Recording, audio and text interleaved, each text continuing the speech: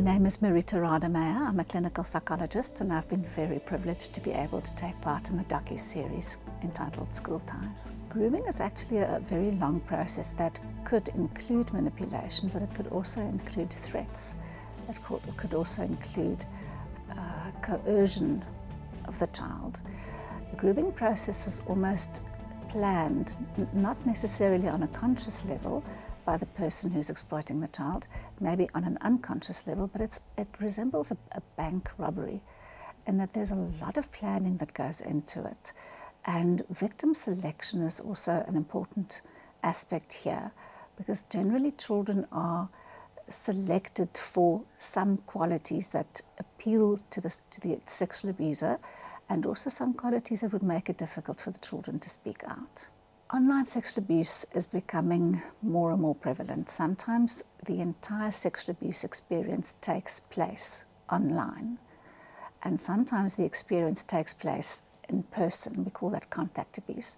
But more often than not, we see a combination of the two, where the child, maybe there might be some communication taking place with the child, generally on WhatsApp or other platforms, where over time sexual words or sexual conversations are then taking place with the child, which normalizes talking about sexuality. Sometimes that would move into sending pictures, nudes, inappropriate photographs, which desensitizes the child to the sexual content and almost normalizes what is happening to them.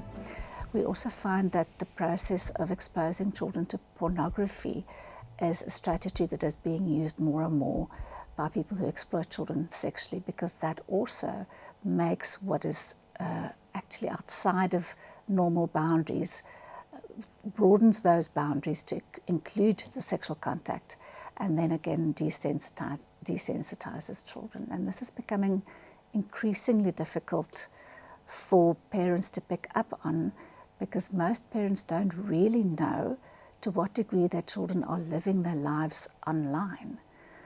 Some children spend more time online than they spend in the presence of their parents.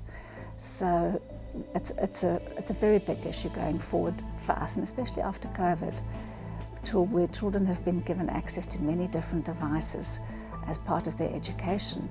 Those devices and platforms can also be abused by people who want to exploit children sexually.